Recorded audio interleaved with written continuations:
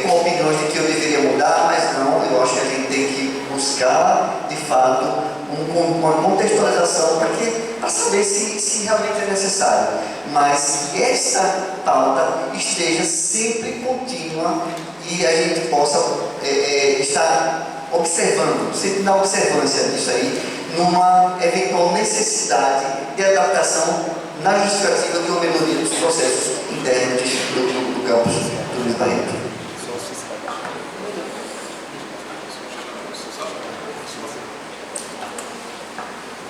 Perfeito, professor, obrigado pelo esclarecimento. Concordo com o senhor que decisões têm que ser colegiadas, decisões precisam ser conversadas. Como eu já disse agora há pouco, a gente não consegue fazer gestão de cima para baixo. A gente necessariamente tem que fazer top-down, não top-down, como nós estudamos lá na nossa disciplina de administração. Por que isso? Porque é nesse momento que a gente começa a perceber as reais necessidades. Então, quando você conversa, você entende o contexto e a partir do entendimento de um contexto você toma uma decisão. Porque isso é gestão participativa, democrática e colegiada. Não é uma decisão de forma isolada, mas é uma decisão que ouve por inteiro o contexto em que você está inserido. Observando assim pontos críticos, observando assim os pontos que merecem uma atenção redobrada, observando assim para que o bom andamento da instituição possa acontecer de forma equilibrada e aconteça para o bem da nossa instituição, que é oferecer uma educação pública de excelência e de qualidade. É isso. Obrigado, candidato Robson. Segunda pergunta do bloco. Quem vai elaborar a pergunta é? Já não tem certeza. Então, o professor Márcio elabora a pergunta para o candidato Robson. 2 minutos.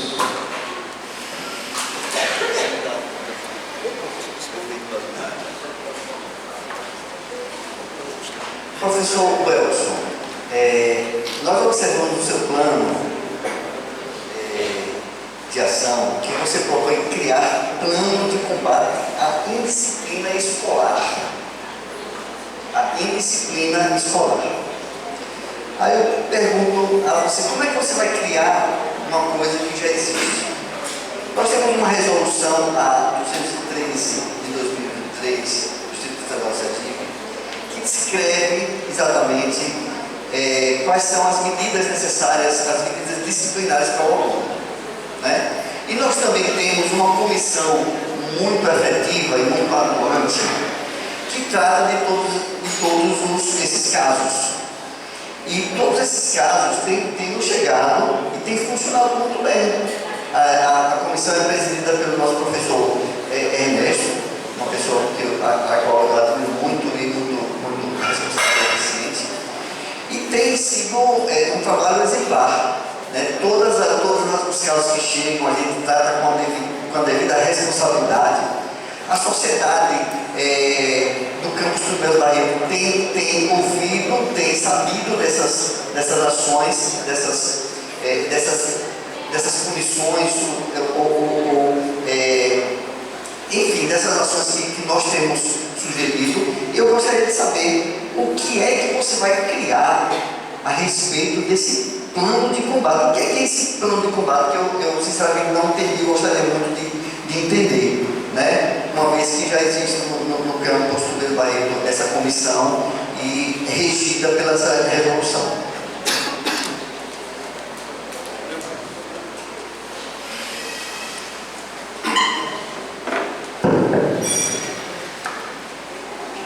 Vamos lá? Pronto.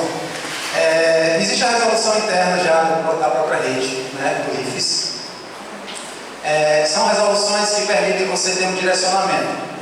Quando resoluções são criadas, são resoluções que permitem que você analise o contexto e a partir do contexto você consiga fazer proposituras para melhorar a sua situação interna. Por que isso? Porque quando uma resolução é criada, ela é criada com base em um todo, tá? Ela é criada com base em um todo. Quando chega na ponta, é a ponta, quando eu digo ponta aqui, pessoal, quando chega lá no campus, a reitoria cria, quando chega no campus, é o dia a dia quem vai mostrar como é que essas questões podem ser tratadas. E a partir disso, que eu proponho pensar um pouquinho mais sobre essas questões de indisciplina, ou de questões que fogem um pouco do controle no nosso dia a dia enquanto instituição. Quando pensa, né, talvez você pensou assim, mas você está trazendo uma medida punitiva, alguma coisa do tipo. Não, absolutamente não. O que eu estou pensando aqui é em um processo que é pedagógico, preventivo e construtivo com a comunidade.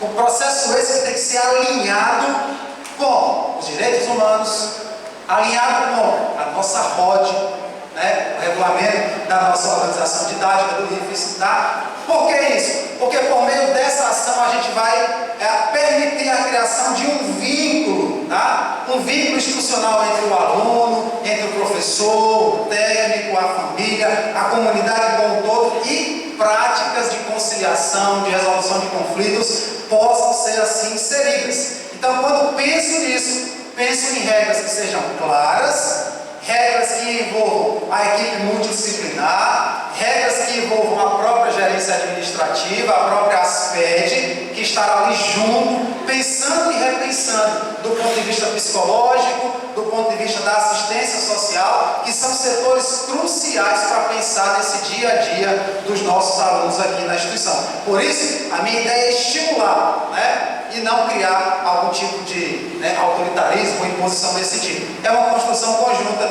e que trabalharemos para o bem da nossa comunidade.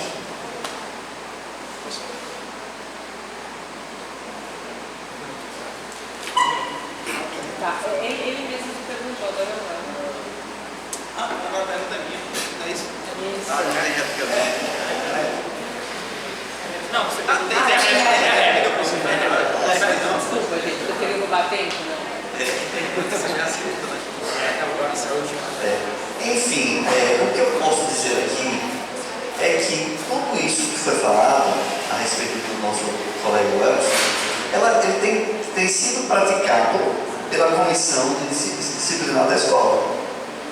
Então eu não vejo a necessidade de reinventar o dispositivo para que seja, eu não vejo, porque a resolução é muito clara, né, do que se fala, e nós da comissão temos a consciência de exercermos uma justiça restaurativa, né? O aluno não está ali para ser punido, não. Nós temos que entrar com uma abordagem pedagógica, mostrar a ele, ter uma conversa franca, ter uma conversa humana com ele, inclusive com os pais, como a gente tem sempre tido, né? Para que o pensamento dele seja alinhado, seja aquietado, ele veja os bons exemplos, veja quais as consequências que ele pode pagar, caso ele continue naquele caminho. Obrigado, professor Márcio. Agora a última pergunta do debate. Professor Welson.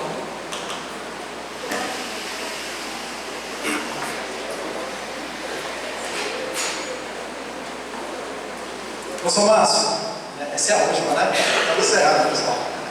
Só estou pronto. Professor, no seu plano de ação, né? Eu dei uma lida dele também, algumas vezes, e ele traz de forma expressa a seguinte expressão. O senhor propõe fortalecer mais, fortalecer canais de comunicação interna, que o senhor deixa muito explícito no seu plano de ação, com maior transparência. Fortalecer canais de comunicação interna com maior transparência.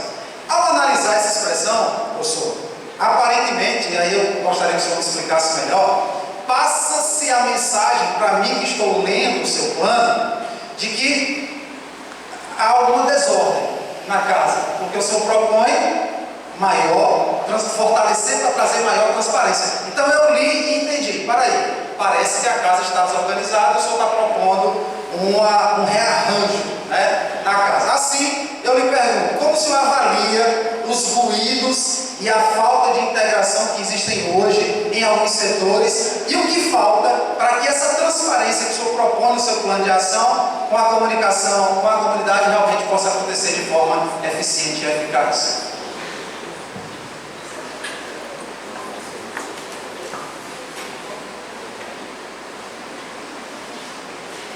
Primeiro, eu gostaria de dizer, Welson, que quando a gente diz fortalecer alguma coisa, não digo que esse fortalecimento é por causa do desarranjo, por causa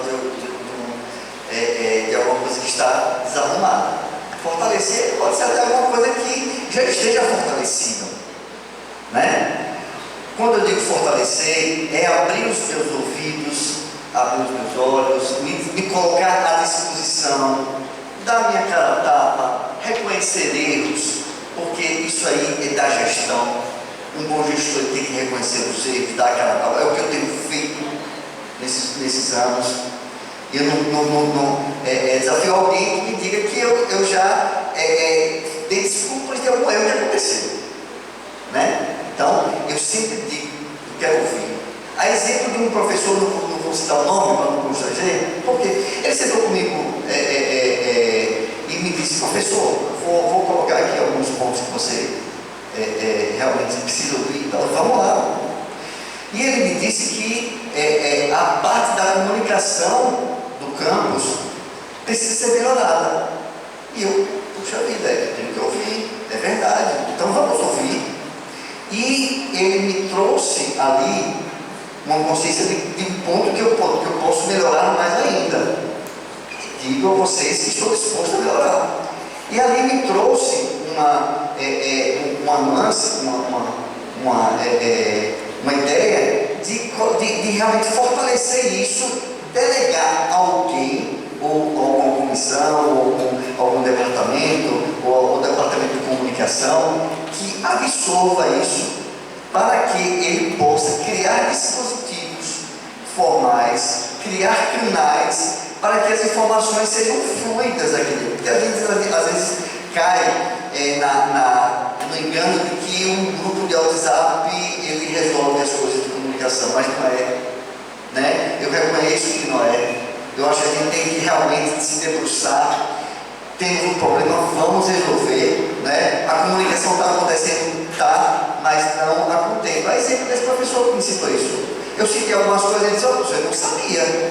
Eu não sabia que você tinha trazido um engenheiro para avaliar a estrutura elétrica ali da cozinha e está sob a supervisão dele e a execução daquela correção. Então isso eu preciso publicizar, eu preciso comunicar. E de fato, isso é uma construção. E eu me proponho, me coloco aqui à disposição para a gente construir juntos. É isso que eu tenho a falar.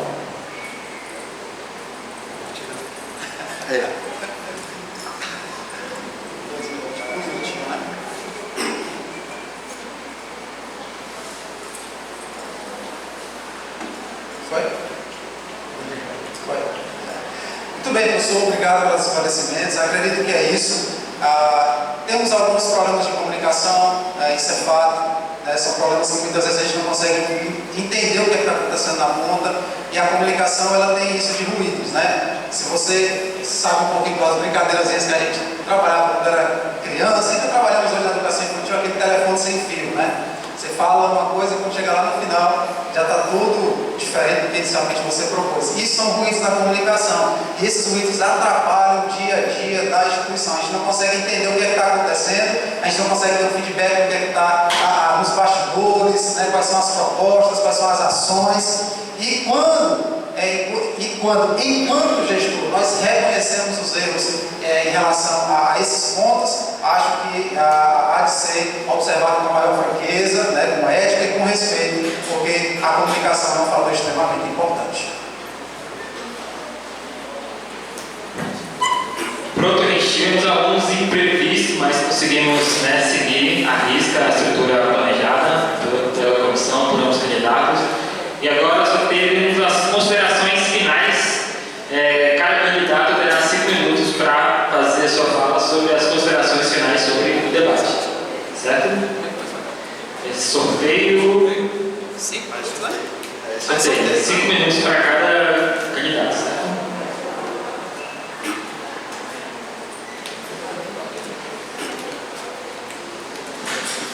Primeiro candidato, Márcio de Mello, por favor.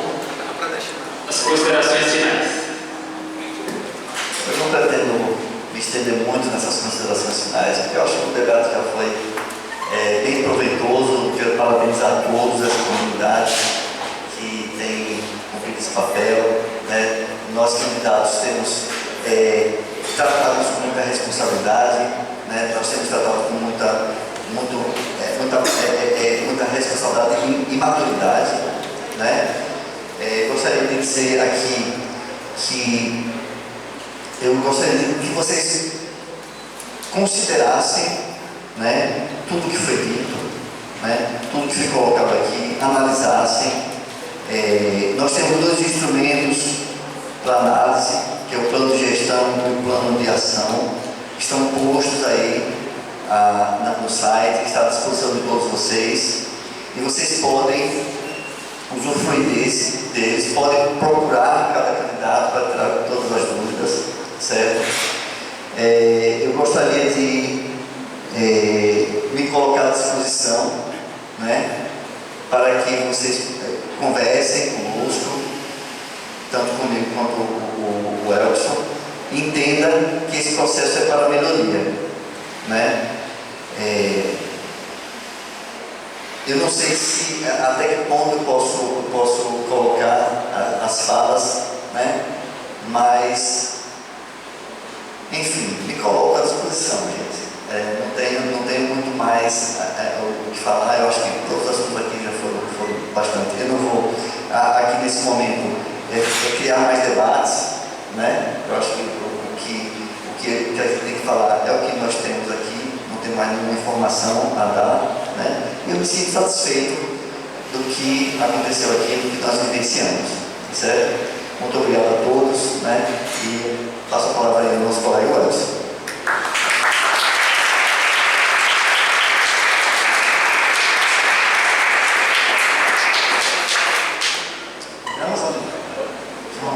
Pessoal, quero só reiterar as palavras do professor Márcio.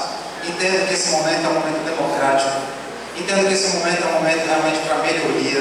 O que nós precisamos é ouvir, entender, interpretar, né, quais são as melhores propostas para a instituição. Né? Não estamos dizendo que um é melhor do que o outro, que um é pior do que o outro. Longe disso. Né? Temos ideias. Ideias são propostas para que a comunidade possa avaliar e entender qual é o melhor caminho para a instituição nos próximos 4 anos. Né? Tem sido um momento reflexivo, interessante. Agradeço demais a cada um que se dispôs a sentar aqui, nos ouvir, porque eu acho que é cansativo também, né? Você fica ali com um pouco de desatenção, né? Conseguir atrair essa atenção por um período longo, né? São quase meio-dia, quase 1 da tarde, né? E alguns não almoçaram, acho que a grande maioria.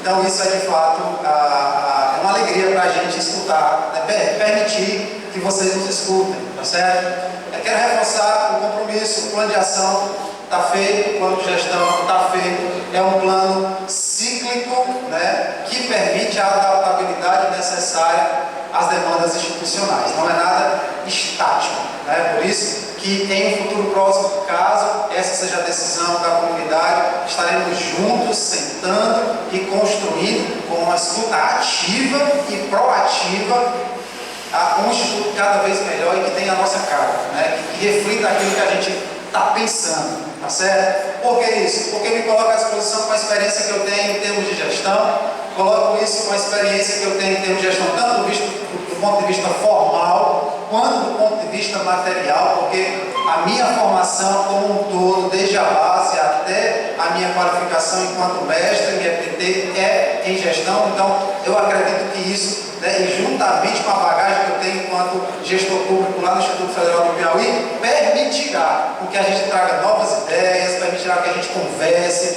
que a gente oxigene e consiga trabalhar cada vez mais e melhor pela nossa instituição. O debate foi muito bom. As dúvidas, caso vocês ainda tenham, como o professor Márcio muito bem trouxe aqui, vocês podem perguntar para a gente, né, para mim, quanto para ele, para que você possa ter um esclarecimento de quais são as propostas dos candidatos. E outra, cobrem da gente, tá? Cobrem. Uma vez que os planos estão aqui, não tem que ser visto como demagogia. Cobrem dos gestores. O gestor público ele tem que ser cobrado. Existe uma expressão magnífica da gestão pública que é o Autotobulitz, tá? Responsabilização. Gestor público tem que fazer, tem responsabilidade sobre a vida dele. Se você for estudar direito administrativo, se você for estudar direito constitucional, administração financeira orçamentária, se você for estudar lei de responsabilidade fiscal, você vai entender que tem todo um arcabouço que tem que ser cumprido, desde a gerência administrativa até a gerência de ensino, a direção geral, todos os setores. Então, o gestor público tem que ser cobrado, porque ele tem que entregar aquilo que ele se propõe a entregar. Então, analisem, verifiquem, e se tudo der certo, cobrem amanhã, tá? Não fiquem restritos a isso não. É um dever de vocês cobrar e é uma obrigação do gestor público atender aquilo que ele se propôs a fazer. É isso, obrigado e até uma próxima. Se Deus assim permitir.